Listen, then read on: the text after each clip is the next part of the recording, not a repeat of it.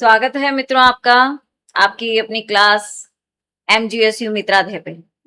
राधे राधे बच्चों। एमजीएसयू बीकानेर। हाँ देखिए बच्चों, ये आपकी बीए सेमेस्टर 4 की समाजशास्त्र की क्लास है।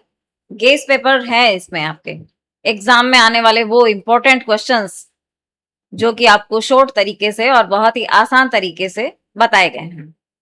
तो हम कंटिन्यू करते हैं इसको। ये आपका सब्जेक्ट है बीए सेमेस्टर 4 समाजशास्त्र, समकालीन भारत में सामाजिक समस्याएं। जी हाँ, समकालीन भारत में सामाजिक समस्याएं, ये आपकी किताब का नाम है। समकालीन भारत में सामाजिक समस्याएं, इनकी इकाई 5 है। पहली इकाई में रहेगा सामाजिक समस्याएं, अपराध तथा बाल अपराध। दूसरी इकाई में हम पढ़ेंगे जनसंख्या समस्याएं एवं जनांकीय लाभांश। तीसरी इकाई में हम देखेंगे युवा वर्ग, मादक द्रव्य, एड्स, महिला समस्याएं, आतंकवाद। फोर्थ इकाई में हम पढ़ेंगे गरीबी, बेरोजगारी, अशिक्षा, मानव अधिकार, पर्यावरण। पांचवी इकाई में है विशिष्ट समूह, अल्पसंख्यक एवं संप्रदायवाद। यूनिट 1 में है जो क्वेश्चन आ सकते हैं, संभावनाएं हैं आपकी। पूरी संभावनाएं क्या है, पेपर आपका यही आने वाला है, तो आप इन्हीं पे ही बार बार दोहरान करते रहें और अपने सब्जेक्ट के सभी दोस्तों के साथ इसको शेयर करें। सामाजिक समस्या किसे कहा जाता है? देखिए प्रश्न को ध्यान से सुनिए। सामाजिक समस्या किसे कहा जाता है? ऐसी सामाजिक स्थिति जो समाज के बड़े भाग को प्रभावित करे, जिसके समाधान हेतु सामूहिक प्रयास आवश्यक हो। देखिए सामाजिक समस्या क्या है, थोड़े बड़े पैमाने पर है और जो सभी को प्रभावित करती है और जिसके समाधान के लिए हमें सामूहिक रूप से जरूरी हो जाता है प्रयास करना। अगला प्रश्न है सामाजिक समस्या का प्रमुख प्रभाव किस पर पड़ता है? भाई सामाजिक समस्या है, समाज में हो रही है, तो पूरे समाज पर ही उसका प्रभाव पड़ेगा। जी हाँ, आंसर होगा संपूर्ण समाज पर। अगला प्रश्न है सामाजिक समस्या का समाधान किसके द्वारा संभव है? सामूहिक प्रयासों द्वारा। बिल्कुल, जब पूरे समाज में कोई समस्या आ जाती है तो वो पूरे समाज को ही प्रभावित करती है, तो उस समय ये आवश्यक हो जाता है कि सामूहिक प्रयास किए जाएं। सभी मिलकर अगर प्रयास करें तो उस समस्या का समाधान बिल्कुल संभव है। अगला प्रश्न है सामाजिक समस्या का मुख्य उद्देश्य क्या होता है? मतलब वो क्या चाहती, क्या है वो समस्याएं? वो व्यवसाय एवं विकास में बाधा उत्पन्न करती है और कुछ नहीं है। जो समस्याएं आती हैं ये एक छोटी सी बात है, जब हमारे समस्या आएगी तो क्या होएगा, हम आगे नहीं बढ़ पाएंगे, तो विकास और व्यवस्था क्या होती है, वो बाधित हो जाती है। तो सामाजिक समस्या का उद्देश्य क्या होता है?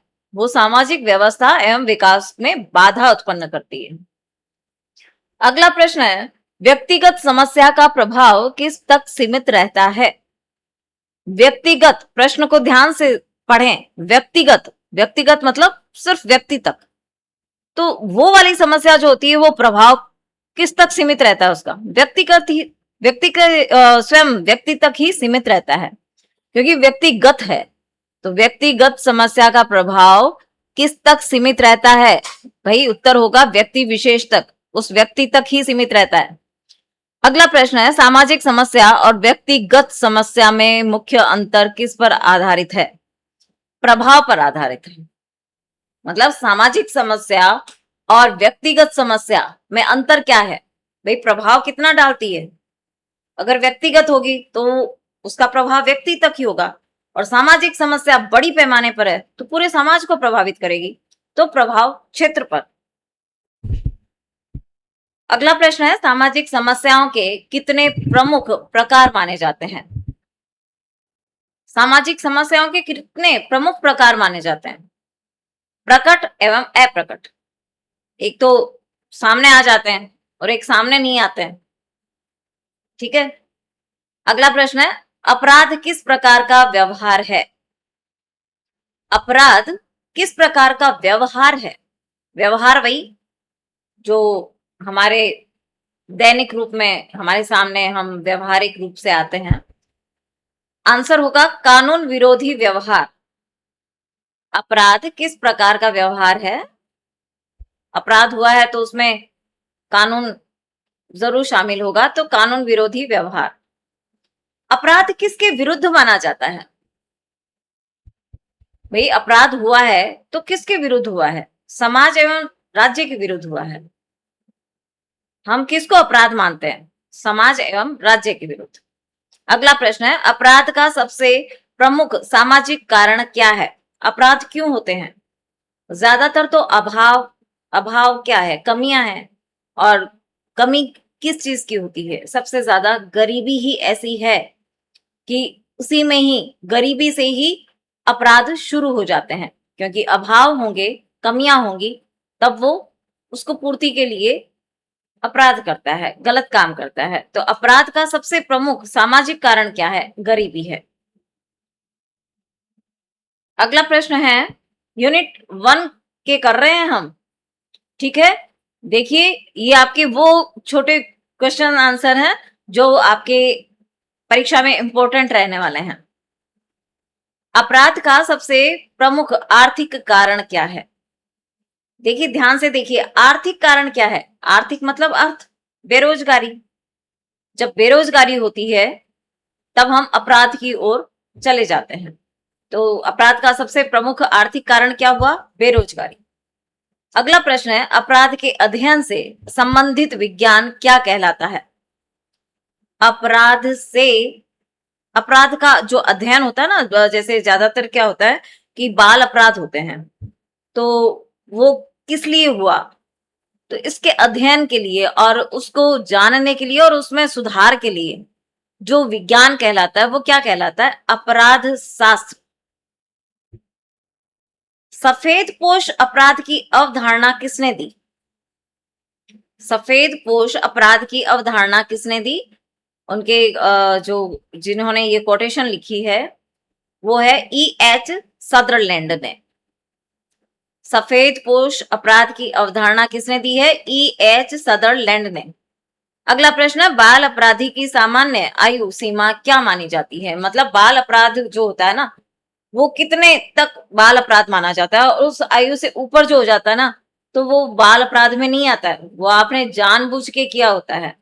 यहाँ तो बच्चा क्या है, उस अबोध है, उसको इतना ज्ञान नहीं है और उससे अपराध हो गया अनजाने में। सुधार की संभावना है, लेकिन इस उम्र के बाद में जो अपराध होते हैं ना, वो बाल अपराध में नहीं आते हैं। तो बाल अपराधी की सामान्य आयु सीमा क्या मानी है? 7 से 18 वर्ष। जिनकी 7 से 18 वर्ष तक की उम्र में कोई अपराध हो जाता है तो वो बाल अपराधी की सीमा मानी गई है। बाल अपराधियों को कहाँ भेजा जाता है? सुधार गृह में। क्योंकि भाई बच्चा है और बच्चे से जाने अनजाने में भूलवश गलती हो गई, अपराध हो गया, तो उसको सुधारा जा सकता है। तो उसको ऐसे माहौल में रखा जाए, ऐसे माहौल दिया जाए, तो उसके लिए कानून ने सुधार गृह बनाए हैं। तो वहां अगर बच्चों को रखा जाएगा तो निश्चित ही बच्चों में सुधार होगा। तो बाल अपराधियों को कहाँ भेजा जाता है? सुधार गृह में। बाल अपराध की नीति मुख्यतः कैसी होती है? ध्यान से देखिए, बाल अपराध की नीति मुख्यतः कैसी होती है? भाई उनका उद्देश्य क्या होता है कि बाल अपराध में क्यों बच्चे भेजे जाते हैं? सुधारात्मक। कौन सी नीति होती है? सुधारात्मक। वो हर हाल में उन बच्चों को वो माहौल देते हैं, अच्छी बातें सिखाते हैं। तो उनका उद्देश्य सिर्फ यही होता है, यही नीति होती है मुख्य रूप से, कि सुधार होना चाहिए। तो सुधारात्मक नीति है। अगला प्रश्न है, वयस्क अपराधियों के लिए दंड नीति कैसी होती है? प्रश्न है वयस्क, ये तो था बाल अपराध, और बाल अपराध की सीमा जो होती है ना, आयु कितनी तक है? 7 से 18 है। अब कहा है कि वयस्क अपराधियों के लिए दंड नीति कैसी होती है? दंडात्मक, प्रतिरोधात्मक। देखिए, उनके लिए तो दंड का ही प्रावधान है। अगला प्रश्न है, अपराध का जैविक सिद्धांत किससे संबंधित है? अपराध का जैविक सिद्धांत किससे संबंधित है? वंशानुगत कारकों से। बिल्कुल, कुछ ऐसे कारक भी होते हैं जो वंशानुगत होते हैं कि अपराध जो है वो पीढ़ी दर पीढ़ी आ जाते हैं। जैविक सिद्धांत के अनुसार अपराध का जैविक सिद्धांत किससे संबंधित है? वंशानुगत कारकों से। अपराध का सामाजिक सिद्धांत किससे संबंधित है? सामाजिक आया है तो सामाजिक परिस्थितियों से, जैविक आया है तो वंशानुगत कारकों से।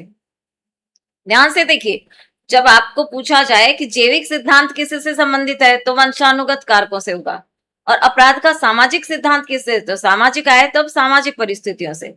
आपसे ये भी पूछा जा सकता है कि मनोवैज्ञानिक सिद्धांत किससे संबंधित है? अपराध का मनोवैज्ञानिक सिद्धांत तो मनोवैज्ञानिक मानसिक दशाओं से संबंधित है। आपके ये तीनों प्रश्न जो हैं वो मिलते जुलते हैं, तो आपको ध्यान से देखना है कि जैविक सिद्धांत पूछा जाए कि अपराध का जैविक सिद्धांत, तो जैविक सिद्धांत तो वंशानुगत कारकों से होगा, और अपराध का सामाजिक सिद्धांत पूछा जाए तो सामाजिक परिस्थितियों से। अगला प्रश्न आएगा कि अपराध का मनोवैज्ञानिक सिद्धांत किससे है, तो मनोवैज्ञानिक जहां आए तो वहां आप मानसिक दशाओं से संबंधित लिखेंगे। अगला है प्रश्न, सामाजिक समस्या की एक प्रमुख विशेषता क्या है? सामाजिक समस्या क्यों होती है, विशेषता क्या है? सामाजिक विघटन से होती है। सामाजिक समस्या समाज में किस प्रकार की स्थिति उत्पन्न करती है?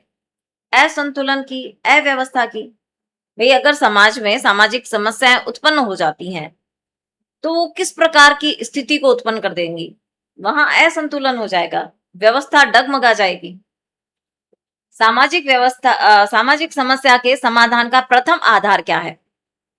भाई सामाजिक समस्या तो आ गई, अब समाधान के लिए क्या, कोई आधार तो होना चाहिए ना। सबसे पहला आधार यही है कि सामाजिक जागरूकता हो। प्रत्येक व्यक्ति की ये, वो कहते हैं ना कि प्रत्येक व्यक्ति का ये पहला व्यवहार के तौर पर या मानवता के तौर पर, एक इंसानियत के तौर पर ये होना चाहिए कि अगर समाज में समस्या आई है और सभी प्रभावित हो रहे हैं तो हमें इसके प्रति जागरूक होना चाहिए, और उस समस्या को सब सामूहिक रूप से मिलकर, क्योंकि सामाजिक समस्या है, सबको प्रभावित कर रही है, सबको प्रभावित कर रही है, तो सभी को जागरूक होकर उसके लिए समाधान का प्रयास करना चाहिए। अगला प्रश्न है, अपराध नियंत्रण का सबसे प्रभावी उपाय क्या माना जाता है?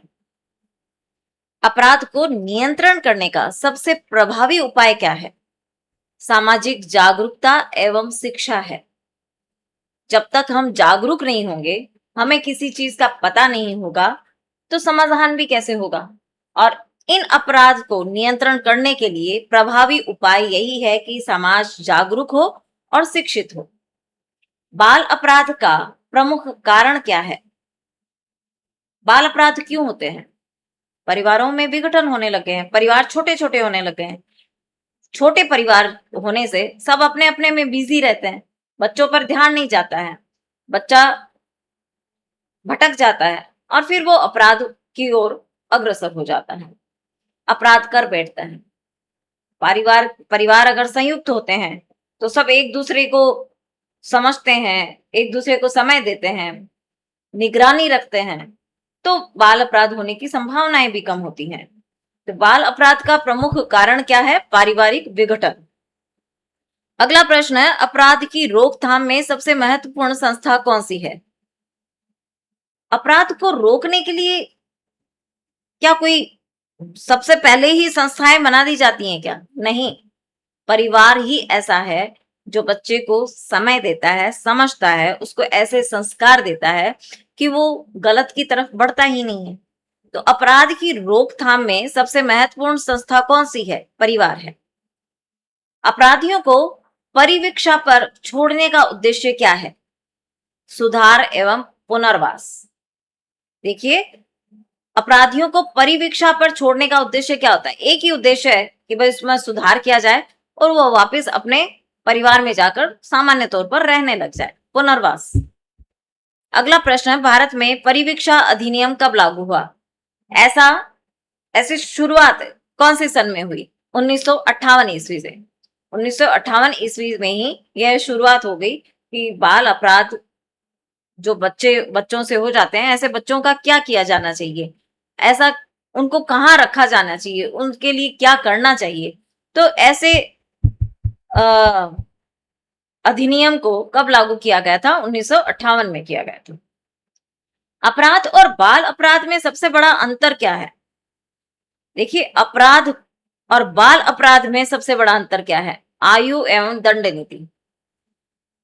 कि पहले उम्र देखी जाती है कि कौन सी उम्र में इनसे अपराध हुआ है, और अपराध हो गया है तो उसके लिए दंड नीति है। यहां देखिए, अपराध हुआ है, वो पहले उसको उम्र देखी जाएगी, और उम्र देखने के बाद उसको उस हिसाब से दंड नीति बनाई गई है। ऐसी कानून व्यवस्था है। सामाजिक समस्या का अंतिम लक्ष्य क्या होता है? सामाजिक कल्याण एवं सामाजिक व्यवस्था की स्थापना। देखिए, सामाजिक समस्या का अंतिम लक्ष्य क्या होता है? समाज का कल्याण करना होता है एवं सामाजिक व्यवस्था की स्थापना करनी होती है कि वापस से वही सब कुछ संतुलन में बना रहे। आपके लघुतरात्मक में 3 इंपॉर्टेंट क्वेश्चंस हैं, वो ध्यान से देखें।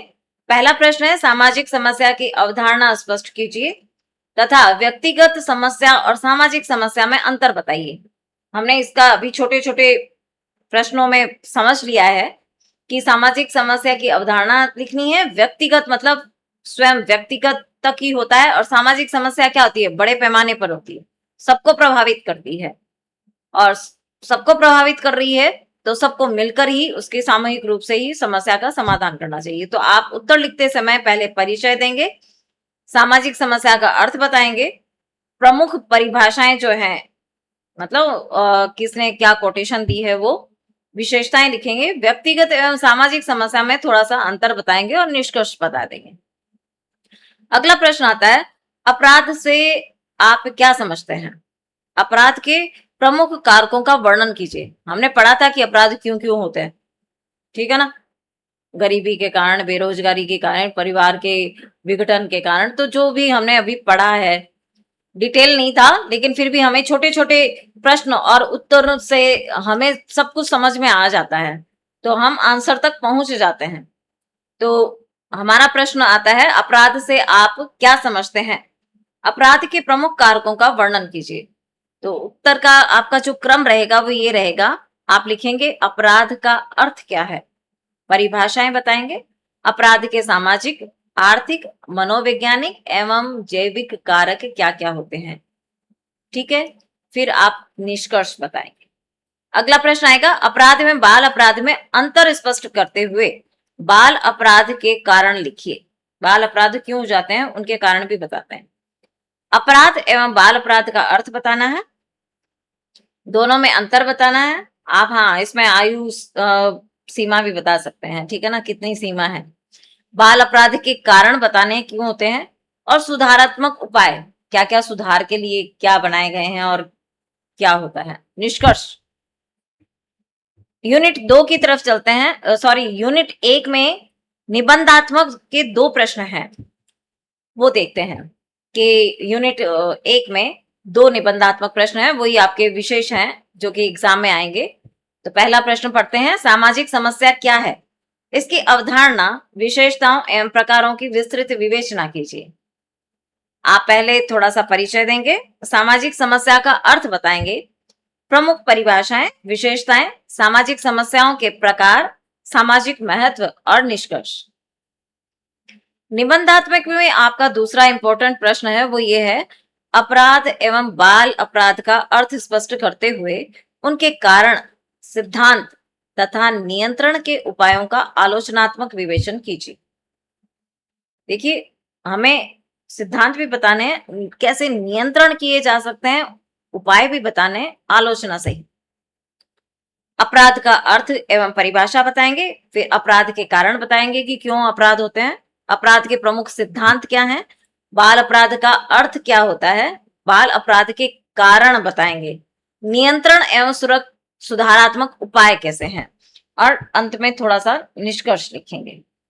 देखिए, आपका ये बीए सेमेस्टर 4th है, और आप इसको लाइक एंड सब्सक्राइब करें, चैनल को ज्यादा से ज्यादा बच्चों के साथ शेयर करें, क्योंकि ये गेस्ट पेपर है आपका, और आपके वही क्वेश्चन इसमें डिस्कस किए जा रहे हैं जो कि आपके पेपर में आने वाले हैं।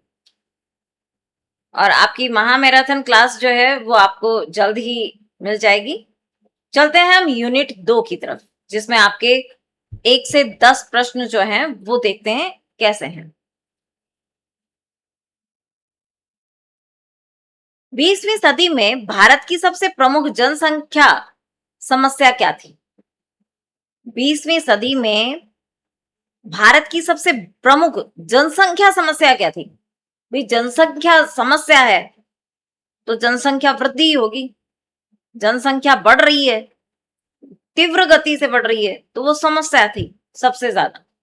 तो तीव्र जनसंख्या वृद्धि ही था सबसे बड़ी, जो 20वीं सदी में भारत की सबसे बड़ी जो जनसंख्या को लेकर समस्या थी ना, वो यही थी कि बहुत तेज गति से जनसंख्या वृद्धि हो रही है। अगला प्रश्न है, जनसंख्या वृद्धि किसे कहते हैं? एक निश्चित अवधि में जनसंख्या में होने वाली वृद्धि, क्योंकि एक अनुमान होता है कि इतनी अवधि में इतनी जनसंख्या हो सकती है, लेकिन उससे भी आंकड़े ऊपर चले जाएं तो उसको जनसंख्या में वृद्धि होना ही कहते हैं। अगला प्रश्न है, जनसंख्या विस्फोट का प्रमुख कारण क्या है? विस्फोट मतलब कोई बम नहीं फेंका है, यहाँ जनसंख्या विस्फोट से है, यानी बहुत ज्यादा बढ़ जाना, बहुत ज्यादा जनसंख्या में वृद्धि हो जाना, उसको कहते हैं जनसंख्या विस्फोट। तो उसका कारण क्या है? भाई जन्म दर अधिक हो रही है और मृत्यु दर कम हो रही है, ठीक है ना? अधिक जन्म रहे हैं, जन्म हो रहे हैं, और मृत्यु दर क्या हो गई है? कम हो गई है। तो जनसंख्या का क्या हो गया? विस्फोट हो गया। और इसका कारण यही है कि जन्म दर जो है वो बढ़ गई है और मृत्यु दर जो है वो कम हो गई। अगला प्रश्न है, भारत में जनसंख्या नियंत्रण का प्रमुख कार्यक्रम कौन सा है? परिवार बढ़ते हैं। परिवार कैसे बढ़ते हैं? भाई जनसंख्या बढ़ रही है उनमें, तो परिवार बढ़े, तो परिवार नियोजन कार्यक्रम। ध्यान से देखिए, प्रश्न है भारत में जनसंख्या नियंत्रण का प्रमुख कार्यक्रम कौन सा है? नियंत्रण करने का, तो परिवार नियोजन कार्यक्रम। अगला प्रश्न है, भारत विश्व का पहला देश कब बना? भारत विश्व का पहला देश कब बना जिसने राष्ट्रीय परिवार नियोजन कार्यक्रम प्रारंभ किया? 1952 ईस्वी में बना। भाई भारत विश्व का पहला देश कब बना जिसने राष्ट्रीय परिवार नियोजन कार्यक्रम प्रारंभ किया था? इसने ये कार्यक्रम प्रारंभ किया था 1952 ईस्वी में। अगला प्रश्न है, जनसंख्या शिक्षा का मुख्य उद्देश्य क्या है? जनसंख्या के प्रति जागरूकता उत्पन्न करना है। भाई जनसंख्या शिक्षा का उद्देश्य क्या है? जनसंख्या के प्रति जागरूकता उत्पन्न करना है। जनसंख्या शिक्षा का संबंध किससे है? परिवार कल्याण एवं उत्तरदायी अभिभावकत्व से है। जनसंख्या शिक्षा का संबंध किससे है? परिवार कल्याण एवं उत्तरदायी अभिभावकत्व से है। कि हमें पता होना चाहिए कि परिवार नियोजन क्या होता है, यानी उसको नियंत्रित करना, और क्यों चाहिए। तो इन सब चीजों के बारे में हमें थोड़ा पता होना चाहिए। जनसंख्या नियंत्रण का सबसे प्रभावी उपाय क्या माना जाता है? परिवार नियोजन। मतलब सबसे प्रभावी उपाय यही है कि परिवार नियोजन हो। जनसंख्या वृद्धि का सबसे बड़ा सामाजिक दुष्प्रभाव क्या है? गरीबी है। देखिए, हमारे पास साधन सीमित हैं और हमारे पास जनसंख्या ज्यादा है, तो वो साधन क्या हो जाएंगे? कम हो जाएंगे। हम उन साधनों से इतनी जनसंख्या को सारी सुविधाएं नहीं उपलब्ध करा सकते। ये तो हुआ बड़े पैमाने पर। हम छोटे पैमाने पर समझते हैं कि परिवार में कमाने वाला सदस्य एक है और उसको उपभोग करने वाले, उसको कहते हैं ना, हर सुविधाओं का उपयोग करने वाले संख्या ज्यादा है, तो क्या होगा? उसका दुष्प्रभाव होगा, तो गरीबी ज्यादा होगी। जनसंख्या वृद्धि का सबसे बड़ा सामाजिक दुष्प्रभाव क्या है? गरीबी है। अगला प्रश्न है, जनसंख्या वृद्धि का प्रमुख आर्थिक प्रभाव क्या है? बेरोजगारी है। आर्थिक आय जब आप बेरोजगारी लिखेंगे और सामाजिक दुष्प्रभाव आए तब आप गरीबी लिखेंगे। अगला प्रश्न है, जनसंख्या वृद्धि से किस समस्या में सर्वाधिक वृद्धि होती है? संसाधनों पर दबाव पड़ता है। जनसंख्या वृद्धि से किस समस्या में सर्वाधिक वृद्धि होती है? संसाधनों पर दबाव पड़ता है। संसाधन कम है, जनसंख्या ज्यादा बढ़ गई है, तो उन संसाधनों पर दबाव पड़ता है। परिवार नियोजन का मुख्य उद्देश्य क्या है? छोटा एवं सुखी परिवार। देखिए, पहले संयुक्त परिवार हुआ करते थे, तो संयुक्त परिवार में क्या होता था, सब मिलकर कमाते भी थे और हमारी जो इच्छाएं थी वो सीमित थी। आज हमारी इच्छाएं असीमित हो गई हैं और जो रोजगार है वो असीमित हो गए हैं, सॉरी, रोजगार सीमित हो गए हैं, रोजगार नहीं मिल रहे हैं। तो फिर क्या होता है, हमारी समस्याएं उत्पन्न होती हैं। अब धीरे धीरे क्या हुआ, परिवार नियोजन लागू हुआ। परिवार नियोजन का उद्देश्य क्या था कि छोटा परिवार हो और सुखी परिवार हो, जितनी आवश्यकताएं हो उतनी में परिवार चलता रहे। जनसंख्या नीति का मुख्य उद्देश्य क्या है? जनसंख्या वृद्धि को नियंत्रण करना। जनसंख्या नीति, जनसंख्या नीति आया है तो उसका उद्देश्य क्या होगा भाई? जनसंख्या को, वृद्धि को नियंत्रित करना ही होगा। जनसंख्या नियंत्रण में शिक्षा का क्या महत्व है? भाई शिक्षा ही नहीं होगी तो हम जागरूक कैसे होंगे? हमें पता कैसे चलेगा कि भाई ये समस्या हो रही है और इन समस्याओं को रोकने का कोई तो, हर ऐसा तो नहीं है कि समस्याएं उत्पन्न नहीं हो रही हैं और उनका कोई सॉल्यूशन नहीं है। भाई सॉल्यूशन पहले बना है, समस्याएं तो हम क्रिएट करते हैं। तो समस्या जो हुई है तो उसका समाधान कैसे होगा? जागरूकता से होगा। तो जनसंख्या नियंत्रण में शिक्षा का महत्व क्या है? जागरूकता से है, एवं छोटे परिवार की भावना विकसित करना है। जनसंख्या नियंत्रण में महिलाओं की शिक्षा क्यों महत्वपूर्ण है? प्रजनन दर कम करने के लिए है, क्योंकि महिलाओं को ये जब समझ में आ जाएगा, वो जागरूक हो जाएंगी, तो प्रजनन दर कम करने के लिए उनको शिक्षित होना जरूरी है। भारत में जनसंख्या वृद्धि का एक प्रमुख सांस्कृतिक कारण क्या है? पुत्र प्राथमिकता है। देखिए, सांस्कृतिक कहा है, सांस्कृतिक मतलब हमारी पीढ़ियों दर पीढ़ियों से ये प्राथमिकता चलती आई है और वही कारण है कि हमारे भारत में जनसंख्या वृद्धि है।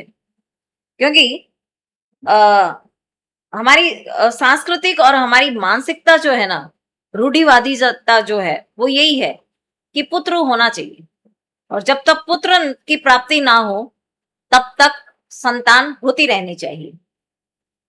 तो ये सोच जो है, ये मानसिकता जो है, ये सांस्कृतिक जो कारण है, वो अगर बदलने लग जाए तो शायद जनसंख्या वृद्धि का नियंत्रण हो सकती है। तो इन्होंने तो ये कारण पूछा था कि भारत में जनसंख्या वृद्धि का एक प्रमुख सांस्कृतिक कारण क्या है? भाई प्रमुख सांस्कृतिक कारण है पुत्र प्राथमिकता। जनसंख्या वृद्धि का प्रमुख धार्मिक कारण क्या है? वो था सांस्कृतिक। तो सांस्कृतिक में आप पुत्र प्राथमिकता देंगे। यहाँ धार्मिक कारण पूछा, तो धार्मिक कारण है परिवार नियोजन के प्रति रूढ़िवादी दृष्टिकोण। ठीक है ना, हमारी सोच जो है वो रूढ़िवादी है, तो परिवार नियोजन के प्रति रूढ़िवादी दृष्टिकोण। जनसंख्या वृद्धि का प्रमुख स्वास्थ्य संबंधी कारण क्या है? मृत्यु दर में कमी। जनसंख्या वृद्धि का प्रमुख स्वास्थ्य संबंधी कारण क्या है? मृत्यु दर में कमी आ गई है। जनसंख्या वृद्धि से जीवन स्तर पर क्या प्रभाव पड़ता है? जीवन स्तर में गिरावट आ गई। जनसंख्या वृद्धि हुई और जीवन स्तर जो है हमारा गिरने लग गया। जब जनसंख्या सीमित होगी, साधन ज्यादा होंगे, तो हमारा जीवन स्तर भी संतुलन में रहेगा, और जब जनसंख्या वृद्धि होगी और संसाधन जो सीमित हो जाएंगे तो हमारा जीवन स्तर भी गिरने लग जाएगा। अगला प्रश्न है, जनसंख्या नियंत्रण की सफलता का सबसे महत्वपूर्ण आधार क्या है? जन जागरूकता है। जब तक सभी जागरूक नहीं होंगे तो सफलता नहीं मिल सकती। और जनसंख्या नियंत्रण की सफलता का सबसे महत्वपूर्ण आधार ही है जन जागरूकता। 21वीं सदी में जनसंख्या का प्रमुख मुद्दा क्या है? 21वीं सदी में जनसंख्या का प्रमुख मुद्दा क्या है? जननांकिकीय लाभांश। लाभांश मतलब हमें फायदा फायदा क्या हो रहा है इन सब चीजों से। अगला प्रश्न है, जननांकीय लाभांश किसे कहते हैं? ध्यान से सुनिए, पहले लाभांश पढ़ा, उससे तो थोड़ा समझ में आता है कि लाभ का अंश, ठीक है ना, फायदा। लेकिन इस जननांकिकीय लाभांश कहते किसको हैं? कार्यशील आयु वर्ग की अधिक जनसंख्या से प्राप्त आर्थिक लाभ। मतलब ऐसी आयु जो कि बहुत ज्यादा एक्टिव हो, कार्यशील हो, ऐसे वर्ग की अधिक जनसंख्या से प्राप्त आर्थिक लाभ। मतलब ऐसी जनसंख्या हो जो कि कार्यशील हो और उससे हम अधिक से अधिक लाभ जो है, आर्थिक लाभ जो है, उनको कहते हैं जननांकीय लाभांश। जननांकीय लाभांश का मुख्य आधार क्या है? युवा जनसंख्या। युवा जनसंख्या ही जो है वो ज्यादा से ज्यादा कार्यशील होगी और समाज को, सभी को ज्यादा से ज्यादा आर्थिक लाभ होंगे। भारत की सबसे बड़ी जननांकीय शक्ति क्या है? विशाल युवा आबादी। जननांकीय लाभांश का लाभ किस स्थिति में मिलता है? जब युवाओं को शिक्षा, कौशल एवं रोजगार मिले। जब तक रोजगार ही नहीं मिलेंगे, उनको मौका ही नहीं मिलेगा, शिक्षा ही नहीं होगी, कौशल नहीं होंगे उनके पास, तो फिर लाभ कैसे मिलेगा? तो जब युवाओं को शिक्षा और कौशल रोजगार मिलेंगे तभी जननांकीय लाभांश का लाभ मिल सकता है। जननांकीय लाभांश का सबसे बड़ा लाभ क्या है? आर्थिक विकास है। जननांकीय लाभांश का सबसे बड़ा लाभ क्या है? आर्थिक विकास है। जननांकीय लाभांश की सबसे बड़ी चुनौती क्या है? बेरोजगारी है। भाई बेरोजगारी है तब किसी को कोई लाभांश नहीं होने वाला है, कोई आर्थिक विकास भी नहीं होने वाला है और ना कोई आर्थिक फायदा होने वाला है, क्योंकि बेरोजगारी है। जनसंख्या नियंत्रण कार्यक्रमों की विफलता का प्रमुख कारण क्या है? जनसंख्या नियंत्रण कार्यक्रमों की विफलता, विफलता मतलब सफल नहीं हो पाते हैं, उसका कारण क्या है? अशिक्षा एवं जागरूकता का अभाव। शिक्षा नहीं है, जागरूक नहीं है, और जब इन दोनों की कमी रहती है, अभाव रहता है, तो फिर ये असफलता का कारण होता है। छोटे परिवार का प्रमुख लाभ क्या है? बेहतर जीवन स्तर। छोटे परिवारों में लाभ क्या होते हैं? बेहतर जीवन स्तर होता है। भारत की जनसंख्या समस्या का स्थायी समाधान क्या माना जाता है? शिक्षा, परिवार नियोजन एवं जन जागरूकता माना गया है। भारत की जनसंख्या समस्या का स्थायी समाधान क्या है? परिवार नियोजन, जन जागरूकता और शिक्षा है। यूनिट 2, उसमें लघुतरात्मक प्रश्न कौन से आएंगे? भारत में जनसंख्या वृद्धि के कारण एवं दुष्प्रभावों का वर्णन कीजिए। इसमें आप क्या लिखेंगे? थोड़ा सा परिचय, जनसंख्या वृद्धि का अर्थ, प्रमुख कारण, सामाजिक एवं आर्थिक दुष्प्रभाव और थोड़ा सा निष्कर्ष। अगला प्रश्न है, जनसंख्या नियंत्रण कार्यक्रमों की सफलता एवं विफलता के कारणों की विवेचना कीजिए। जनसंख्या नियंत्रण का उद्देश्य लिखेंगे, सफलता के कारण, विफलता के कारण और सुधार हेतु सुझाव देंगे। थोड़ा सा निष्कर्ष लिखेंगे। अगला प्रश्न है, जननांकीय लाभांश क्या है? भारत के लिए इसका महत्व स्पष्ट कीजिए। थोड़ा सा परिचय, जननांकीय लाभांश का अर्थ, विशेषताएं, भारत में महत्व, चुनौतियां और निष्कर्ष। यूनिट 2 से आपके निबंधात्मक 2 प्रश्न हैं जो कि काफी इंपॉर्टेंट है, आपके एग्जाम में यही आते हैं। भारत की वर्तमान जनसंख्या नीति का आलोचनात्मक मूल्यांकन कीजिए तथा जनसंख्या नियंत्रण के उपायों एवं कार्यक्रमों की विस्तृत विवेचना कीजिए।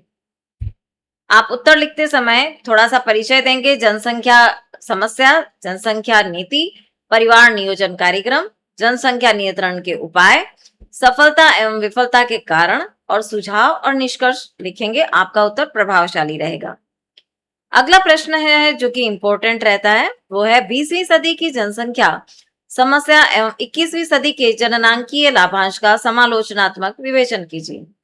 उत्तर लिखते समय आप थोड़ा सा परिचय देंगे।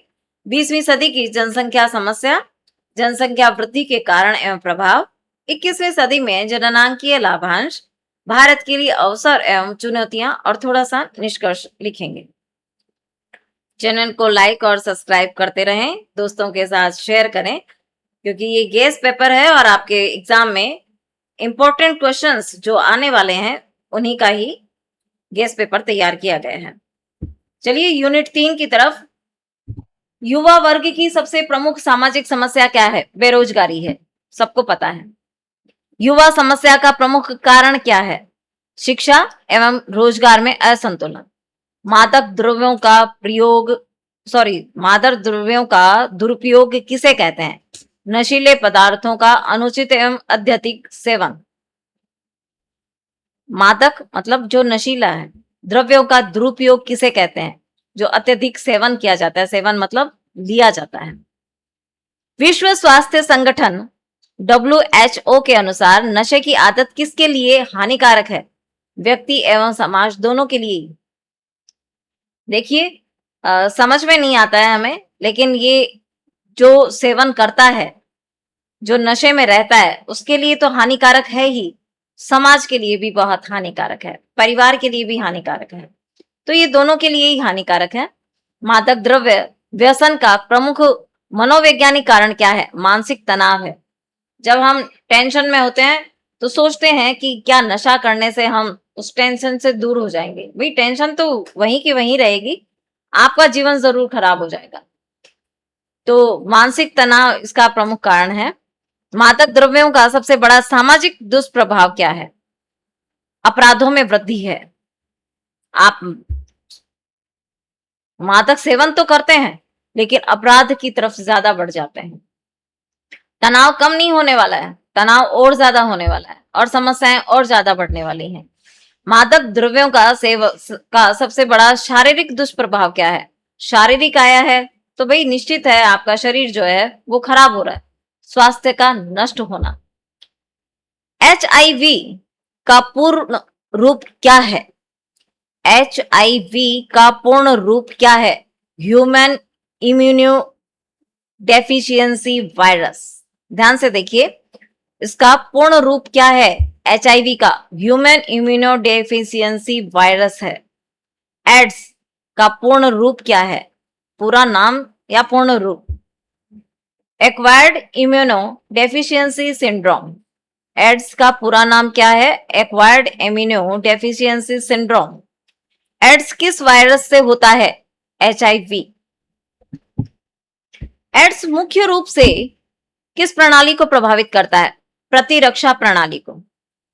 एड्स से बचाव का सबसे प्रभावी उपाय क्या है? जागरूकता एवं सुरक्षित व्यवहार। जागरूकता होनी चाहिए और सुरक्षित व्यवहार होना चाहिए। भारत में महिलाओं की सबसे प्रमुख सामाजिक समस्या क्या है? लैंगिक भेदभाव। महिला सशक्तिकरण का प्रमुख उद्देश्य क्या है? महिलाओं को समान अधिकार एवं अवसर प्रदान करना। महिला सशक्तिकरण का आधार क्या है? शिक्षा है। कन्या भ्रूण हत्या किससे संबंधित है? लिंग चयन आधारित भ्रूण हत्या।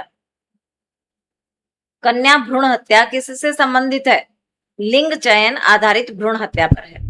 कन्या भ्रूण हत्या का प्रमुख कारण क्या है? पुत्र प्राथमिकता। भाई जिसको पुत्र चाहिए वो कन्या नहीं होने देता है, मतलब बेटी नहीं होने देता है, और फिर वो हत्या करता है। तो किस सोच में हत्या करता है? क्योंकि उसको बेटा चाहिए था। पुत्र प्राथमिकता के कारण ये भ्रूण हत्या होती है। कौन सी? कन्या भ्रूण हत्या। कन्या भ्रूण हत्या रोकने के लिए प्रमुख कानून कौन सा है? PCPNDT अधिनियम, PCPNDT एक्ट, ये बनाया गया है कानून कि इसके दौरान कन्या भ्रूण हत्या को रोकने का पूरा प्रयास किया जाता है, और हम सफल भी रहे हैं। महिलाओं के विरुद्ध अपराध का प्रमुख कारण क्या है? सामाजिक असमानता। महिलाओं के विरुद्ध अपराध का प्रमुख कारण क्या है? सामाजिक असमानता है। महिला सशक्तिकरण का सबसे महत्वपूर्ण साधन क्या है? शिक्षा और आर्थिक आत्मनिर्भरता। अगला प्रश्न है, आतंकवाद किस प्रकार की समस्या है? आतंकवाद मतलब बहुत बड़ा व्यापक नाम है, तो व्यापक पैमाना भी उसी पर ही समस्या होंगी। सामाजिक एवं राष्ट्रीय समस्या है। आतंकवाद किस प्रकार की समस्या है? सामाजिक एवं राष्ट्रीय समस्या है। आतंकवाद का प्रमुख उद्देश्य क्या होता है? भय एवं अस्थिरता फैलाना। सब जगह आतंक क्यों फैलाए जाते हैं? क्योंकि उस देश के प्रति भय रहे, अस्थिरता फैलाना होता है। आतंकवाद का सबसे बड़ा दुष्प्रभाव क्या है? राष्ट्रीय सुरक्षा को खतरा होता है। अगला प्रश्न है, आतंकवाद से सबसे अधिक किसे हानि होती है? निर्दोष नागरिकों को होती है, जिन्होंने कुछ नहीं किया होता है, उनको पता भी नहीं होता है कि क्या चल रहा है क्या नहीं चल रहा, और वो निर्दोष नागरिक जो हैं वो पिसते जाते हैं, उनकी ही नुकसान होता रहता है। आतंकवाद के विरुद्ध सबसे प्रभावी उपाय क्या है? राष्ट्रीय एकता एवं कठोर सुरक्षा व्यवस्था। युवाओं को नशे से बचाने का सबसे प्रभावी माध्यम क्या है? शिक्षा एवं जन जागरूकता है। महिला सशक्तिकरण का आर्थिक आधार क्या है? रोजगार। महिला सशक्तिकरण का आर्थिक आधार क्या है? रोजगार है। जब रोजगार मिलेंगे तो महिला सशक्तिकरण और आर्थिक रूप से वो सुदृढ़ होगी। एड्स के प्रति जागरूकता दिवस कब मनाया जाता है? 1 दिसंबर को। हमें सबको ये पता होना चाहिए कि एड्स के प्रति जागरूकता दिवस कब मनाया जाता है? 1 दिसंबर को। नशीली दवाओं के सेवन से कौन सी सामाजिक बुराई बढ़ती है? अपराध बढ़ते हैं, क्योंकि जो नशा करता है वो सोचता है कि मैं मानसिक तनाव में हूं और मैं नशे में रहूंगा तो मानसिक तनाव से दूर रहूंगा, ऐसा उसका कुछ उसकी सोच है। बाकी ऐसा कुछ नहीं होता है, वो अपराध की ओर ही अग्रसर होता है और फिर व्यक्ति को स्वयं को और समाज को दोनों को ही नुकसान झेलने पड़ते हैं। स्वस्थ युवा शक्ति किसी भी राष्ट्र की क्या होती है? सबसे बड़ी पूंजी होती है। सबसे बड़ी पूंजी क्या है राष्ट्र की? स्वस्थ युवा शक्ति। यूनिट 3 से हमने लघुतरात्मक प्रश्न लिए हैं जो कि आपके एग्जाम में इंपॉर्टेंट रहे हैं। युवाओं की प्रमुख समस्याओं का वर्णन करते हुए उनके समाधान बताइए। अगला प्रश्न है, मादक द्रव्यों के दुरुपयोग के कारण एवं दुष्प्रभावों की विवेचना कीजिए। मादक द्रव्यों के दुरुपयोग के कारण एवं दुष्प्रभावों की विवेचना करनी है, तो उसमें आप क्या लिखेंगे? मादक द्रव्य का अर्थ बताएंगे, प्रमुख कारण लिखेंगे, शारीरिक मानसिक एवं सामाजिक दुष्प्रभाव क्या है, रोकथाम के उपाय बताएंगे और थोड़ा सा निष्कर्ष लिखेंगे। अगला प्रश्न है, महिला सशक्तिकरण एवं कन्या भ्रूण हत्या पर संक्षिप्त टिप्पणी लिखनी है आपको। तो आप थोड़ा सा परिचय लिखेंगे, महिला सशक्तिकरण का अर्थ बताएंगे, महत्व बताएंगे, कन्या भ्रूण हत्या के कारण क्या है और रोकथाम के उपाय बताएंगे, थोड़ा सा निष्कर्ष लिखेंगे। यूनिट 3 से ही आपके लिए 2 निबंधात्मक प्रश्न हैं जो कि एग्जाम में ज्यादातर पूछे जाते हैं। भारत में युवा वर्ग की समस्याओं, मादक द्रव्यों के दुरुपयोग तथा एड्स की समस्या का विस्तृत विवेचन कीजिए। दूसरा है, भारत में महिलाओं की समस्याओं का वर्णन करते हुए महिला सशक्तिकरण एवं कन्या भ्रूण हत्या के कारण, प्रभाव तथा रोकथाम के उपाय की आलोचनात्मक विवेचना कीजिए। यूनिट 4 की तरफ चलते हैं। एमसीक्यूज प्रश्न जो हैं वो आपके देखिए, सॉरी अति लघुरात्मक जो प्रश्न है वो देख लेते हैं। गरीबी किसे कहते हैं? जीवन की न्यूनतम आवश्यकताओं की पूर्ति न कर पाने की स्थिति को ही गरीबी कहते हैं। न्यूनतम मतलब छोटी से छोटी आवश्यकता की भी पूर्ति नहीं होती है, वही गरीबी है। भारत में गरीबी का प्रमुख कारण क्या है? बेरोजगारी है। गरीबी का सबसे बड़ा सामाजिक प्रभाव क्या है? कुपोषण एवं अशिक्षा। गरीबी के प्रमुख प्रकार कौन कौन से हैं? निरपेक्ष गरीबी एवं सापेक्ष गरीबी। बेरोजगारी किसे कहते हैं? कार्य करने की इच्छा एवं योग्यता होने पर भी रोजगार का अभाव। ऐसा नहीं है कि युवा पीढ़ी काम नहीं करना चाहती है या उसमें योग्यता नहीं है, भाई रोजगार ही नहीं मिल रहे हैं। और जब रोजगारों की कमी है तो फिर बेरोजगारी बढ़ रही है, अपराध ज्यादा हो रहे हैं। भारत में बेरोजगारी का सबसे प्रमुख कारण क्या है? जनसंख्या में वृद्धि है। जनसंख्या वृद्धि हो रही है, व्यापार रोजगार हमारे पास सीमित है। बेरोजगारी का सबसे बड़ा आर्थिक प्रभाव क्या है? राष्ट्रीय आय में कमी है। बेरोजगारी का सबसे बड़ा सामाजिक प्रभाव क्या है? अपराधों में वृद्धि है, अपराध ज्यादा बढ़ रहे हैं। बेरोजगारी का एक प्रमुख प्रकार क्या है? शिक्षित बेरोजगारी। अशिक्षा किसे कहते हैं? पढ़ने लिखने की क्षमता का अभाव। जब हम कुछ सीखना नहीं चाहते हैं, उसकी जो कमी होती है, तभी अशिक्षा बढ़ती है। भारत में अशिक्षा का प्रमुख कारण क्या है? वो भी गरीबी है। अशिक्षा में से सबसे अधिक कौन कौन सी सामाजिक समस्या बढ़ती है? अंधविश्वास बढ़ता है। जब हमें किसी चीज का कुछ पता नहीं होता है, हम अंधविश्वास की तरफ जाते हैं और सामाजिक समस्याएं जो है वो बढ़ती रहती हैं। तो ये अशिक्षा की वजह से होता है। मानव अधिकार किसे कहते हैं? प्रत्येक व्यक्ति को जन्म से प्राप्त मूल अधिकार होते हैं, उन्हें ही मानव अधिकार कहते हैं। मानव अधिकार मतलब जिसको जन्म से ही वो अधिकार प्राप्त होते हैं। मानव अधिकारों का प्रमुख उद्देश्य क्या होता है? मानव गरिमा की रक्षा करना। मानव अधिकारों का संरक्षण किसके लिए आवश्यक है? प्रत्येक नागरिक के लिए आवश्यक है। पर्यावरण क्षरण किसे कहते हैं? पर्यावरण की गुणवत्ता में गिरावट। क्षरण, क्षरण कहा है यानी गिरावट होना। किसमें? पर्यावरण पूछा है, तो पर्यावरण की गुणवत्ता में गिरावट होना ही पर्यावरण क्षरण कहते हैं। पर्यावरण प्रदूषण का सबसे बड़ा कारण क्या है? औद्योगिकरण है। जैसे जैसे फैक्ट्रियां वगैरह खुले और फिर प्रदूषण पर्यावरण में फैलता का। पर्यावरण संरक्षण का सबसे प्रभावी उपाय क्या है? वृक्षारोपण है। वायु प्रदूषण का प्रमुख स्रोत क्या है? वाहन एवं उद्योग। जल प्रदूषण का प्रमुख कारण क्या है? औद्योगिक एवं घरेलू अपशिष्ट, घरेला अपशिष्ट। ध्वनि प्रदूषण का प्रमुख स्रोत क्या है? वाहन एवं मशीनें। ध्वनि, ध्वनि मतलब शोर, वाहन एवं मशीनों से। पर्यावरण संरक्षण में नागरिकों की क्या भूमिका है? जागरूकता एवं सहभागिता। पर्यावरण संरक्षण में नागरिकों की मतलब हम सब की क्या सहभागिता हो सकती है? हमें जागरूक होना चाहिए और संरक्षण, पर्यावरण संरक्षण के प्रति सहभागिता होनी चाहिए। मानव अधिकार दिवस कब मनाया जाता है? 10 दिसंबर को। 1 दिसंबर को क्या था? एड्स दिवस। और मानव अधिकार दिवस कब है? 10 दिसंबर को है। मानव अधिकारों की रक्षा के लिए भारत में कौन सा आयोग कार्य करता है? राष्ट्रीय मानव अधिकार आयोग, जिसको NHRC कहते हैं। गरीबी उन्मूलन का सबसे प्रभावी उपाय क्या माना जाता है? रोजगार सृजन। अशिक्षा दूर करने का सबसे प्रभावी माध्यम क्या है? शिक्षा का प्रसार। पर्यावरण संरक्षण का मूल उद्देश्य क्या है? सतत विकास।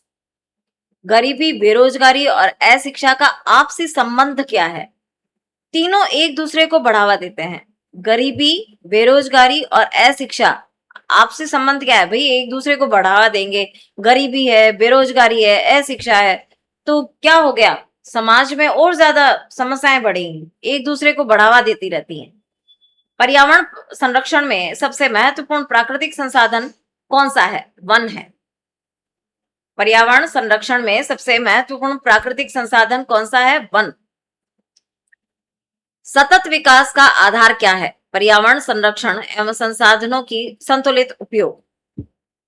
यूनिट 4 से आपके लिए लघुत्रात्मक प्रश्न हैं, जो गेस्ट पेपर आपके एग्जाम के लिए तैयार किया गया है। एग्जाम से में सबसे इंपॉर्टेंट प्रश्न जो रहने वाले हैं लघुत्रात्मक, वो ये हैं। पहला, भारत में गरीबी के कारण, प्रकार एवं निवारण के उपायों का वर्णन कीजिए। आप इसमें गरीबी का अर्थ बताएंगे क्या है, प्रमुख कारण क्या है, प्रकार और निवारण के उपाय और थोड़ा सा निष्कर्ष। अगला प्रश्न है, बेरोजगारी एवं अशिक्षा की समस्या का संक्षिप्त विवेचन कीजिए। बेरोजगारी एवं अशिक्षा का अर्थ, कारण, प्रभाव, समाधान। अगला प्रश्न, मानव अधिकार एवं पर्यावरण क्षरण पर संक्षिप्त टिप्पणी लिखिए। मानव अधिकार का अर्थ, महत्व, पर्यावरण क्षरण के कारण और समाधान, निष्कर्ष। 4th यूनिट में से आपके लिए 2 निबंधात्मक प्रश्न लिए गए हैं, जो कि एग्जाम में सबसे ज्यादा पूछे जाते हैं। वो है, भारत में गरीबी, बेरोजगारी एवं अशिक्षा की समस्याओं का कारण बताइए, प्रकार तथा समाधान सहित विस्तृत विवेचन कीजिए।